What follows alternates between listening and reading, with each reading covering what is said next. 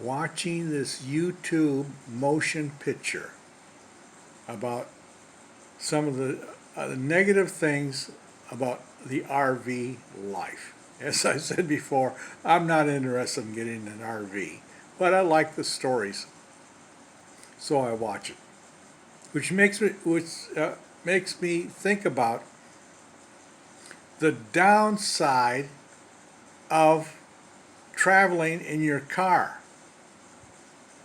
And one of the downsides is staying in cheap motels. I used to stay in cheap motels because they're cheap. But I quit staying in cheap motels because they got one huge problem. It's the other people staying in cheap motels. And what are cheap motels? They're the places where people can sometimes stay months at a time. They're so cheap.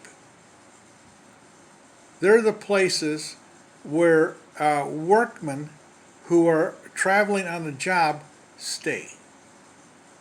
I can tell you, you can pull in. Of course, you make your reservation before you get there, but you pull in, and when you see portable barbecues out in front of the rooms, you are staying in a cheap motel. Say, well, who cares? Well, you know what? Barbecue outside sitting there means that there's groups of people hanging around that barbecue. And when you have barbecue, you've got beer. When you've got beer, you've got drunk barbecue people. Okay, well, that's not so bad. And then they're yelling and making all kinds of racket. And then you come in with your luggage, and they come over and say, hey, come on over and join us for a beer. It's just like the RV park now, this cheap motel.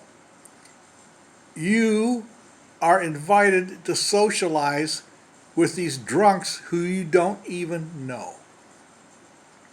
Now, I just head for the room and lock the damn door. But traveling problems, the RV park is just like for traveling in your car. Stay away from cheap motels. Find the extra money to stay at a better facility, and you will avoid trouble. I mean, when you're invited over to slosh beer at the motel room next door, you're expected to accept the invitation.